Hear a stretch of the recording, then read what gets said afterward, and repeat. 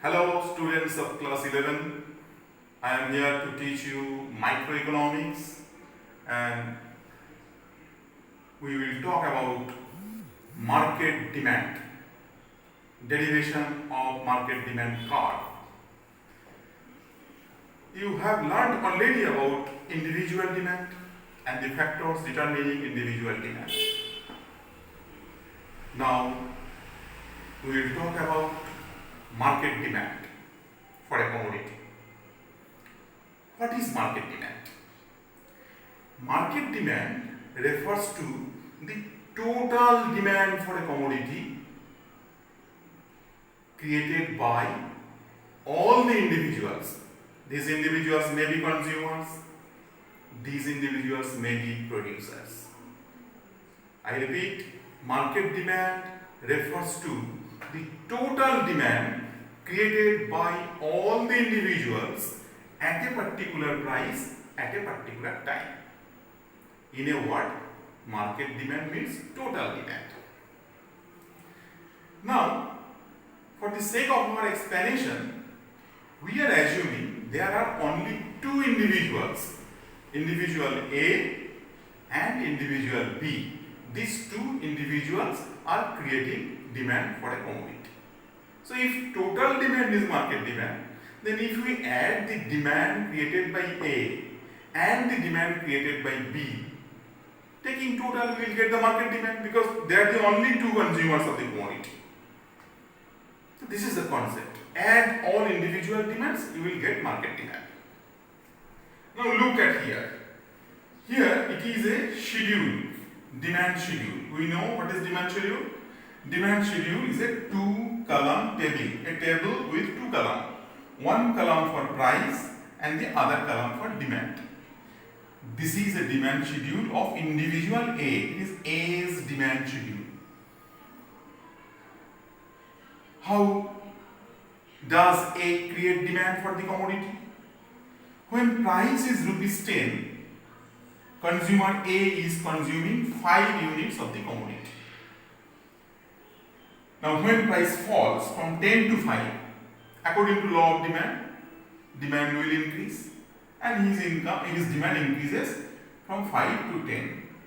Price falls from rupees 10 to rupees 5 and demand rises from 5 units to 10 units. This is coming from A's A's demand schedule. We have told you another individual is there, individual B. This is B's demand schedule. What is B's reaction when price falls from rupees 10 to rupees 5? Initially he was consuming 10 units more than A. He was consuming 10 units. Now because of fall in price, he is consuming 15 units. Demand increased. So B's demand schedule states price falls from rupees 10 to rupees 5 and demand for the commodity created by B rises from 10 to 15. This is the demand of two individuals. Demand schedule of A and demand schedule of B. Now adding these demands of A and B, you will get the market demand schedule. When price is rupees 10, A's demand 5 unit. When price is rupees 10, B's demand 10 unit.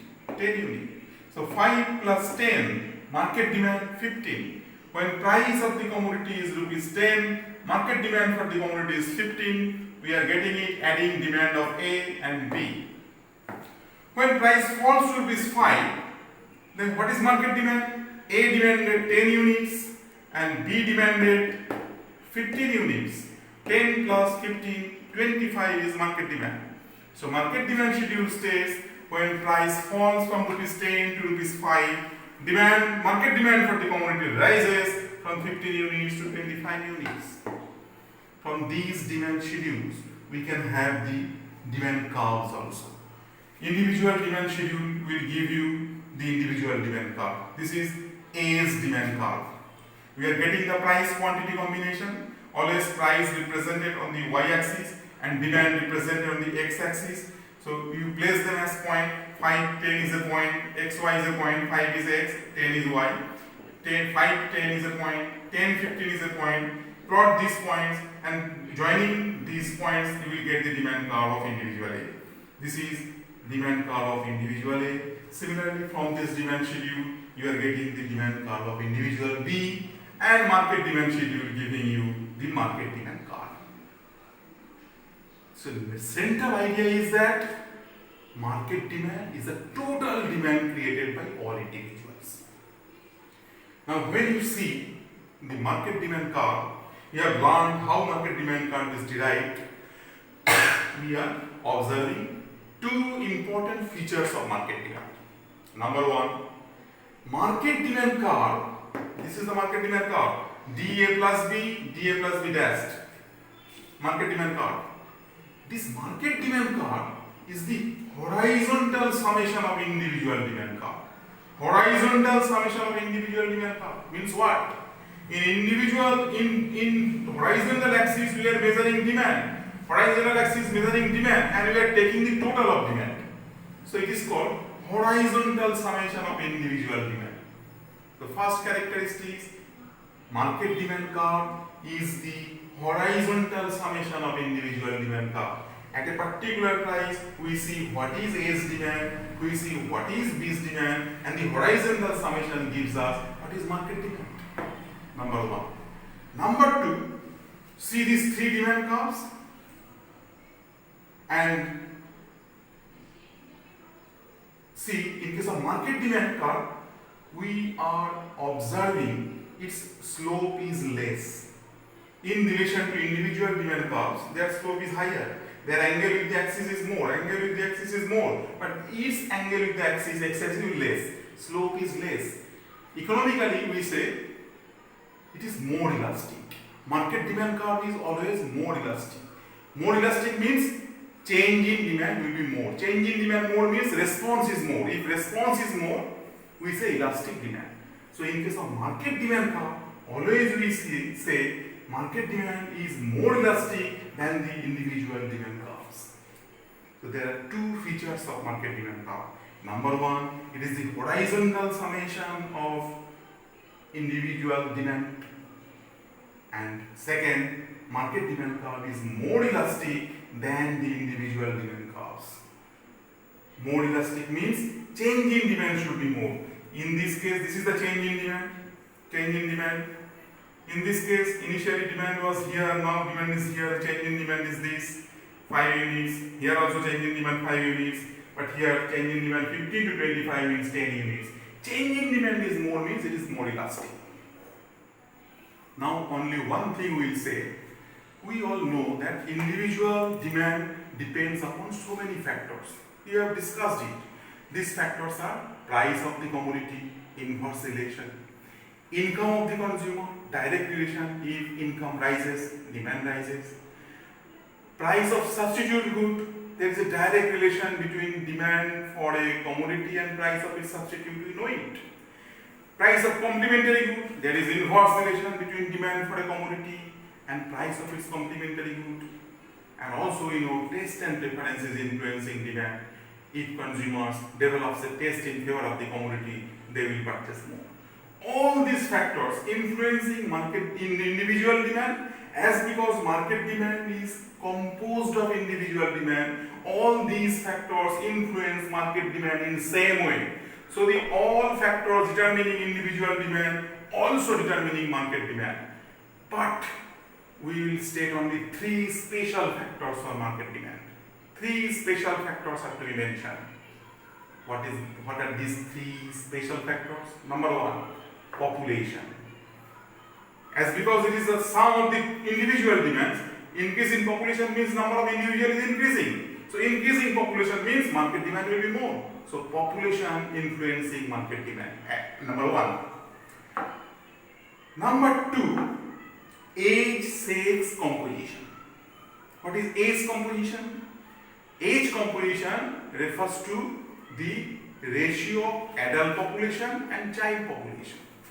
If in one particular region child population is more, then demand for goods like baby food, baby oil, baby lotion, etc. will be more.